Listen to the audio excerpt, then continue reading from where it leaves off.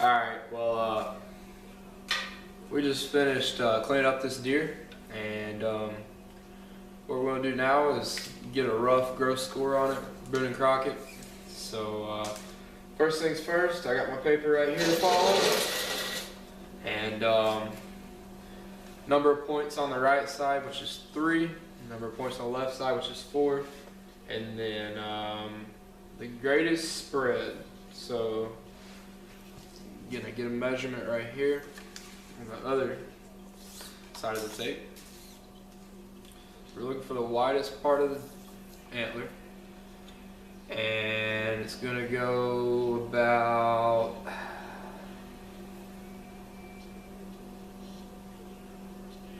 15 and a half. So what we're gonna do right here is write 15 and 1/2, and then inside spread of the main beams is next. So what we'll do right here is find the widest part of the inside main beams. We got right here and right here. Flip it on the inch side. Get right here, right here. We got 14 and a quarter inside spread.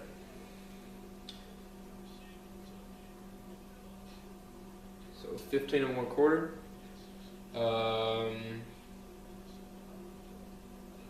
Now we're going to go to total length of abnormal points. There is no abnormal points right here, so we're going to go 0. Length to the right main beam. So we'll start at the base right here. And we'll work our way up, trying to pin it as many places as possible. We're going to work our way up all the way to the tip of the antler. And let's see what we got here. 18 and a quarter main beams. Tape's a little slack. We're going to give it 18. 18-inch main beam of the right. And this is gross score. I'm not going to deduct and do all of that. So let's work on this left one. Go up, over, until we get to right there. And we got 17 and a quarter on the left side. Let me make sure my tape's good. Alright. It's actually 7. Hold up. Let me get it right. I don't want to mess this up if I can't help it. So let's see. They're actually at 18 on the dot. That tape wasn't pinned against it right here. And we're getting 18 on the dot. So we got both sides are 18. It may not be the most symmetrical, but the main beams end up being the same. Alright.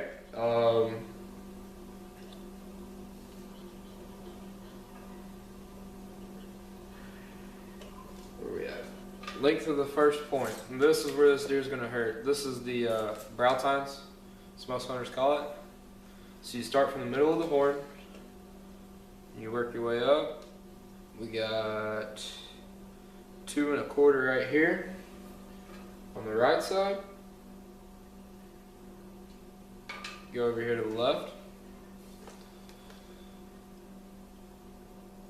And we're going to get 2 and a quarter right here. So the deer's symmetrical so far, but that won't last long. Length of the G2s, which is the second point. We're going to start from the middle of the antler again, work our way up, pin it against, and let's see what we get right here. We're going to get right at 8 inches on the G2. So 8. Come over here to this back one. Let's see, this is definitely going to be shorter, and we're going to get right at 6 on the left side. So no, not symmetrical anymore. So length of the third point, which is the G3. This side does not have a G3, so we're going to go to this side, middle of the horn. We're going to get 3.5.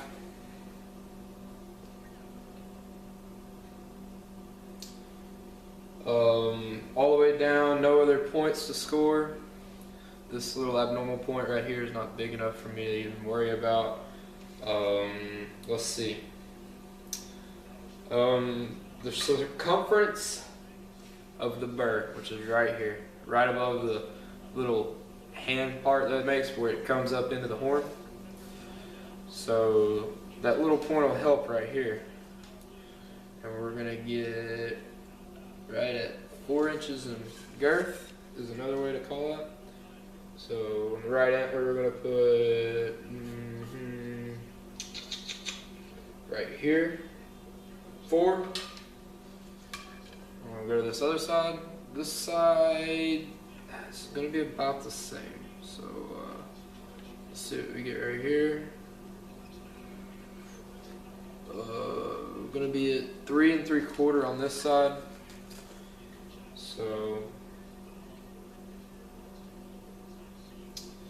not the same. Not really that close either. But that little nub right there helped that side. Circumference between first and second points, which would be right here. We're gonna get, make sure the tape didn't go. We're gonna get 3 inches right there.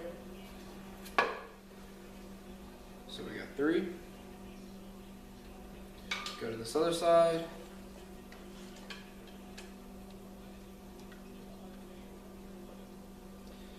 And this is right at 3 as well.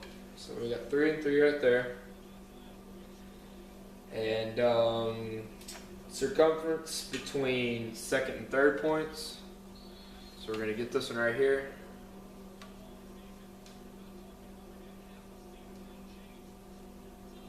Two and a half.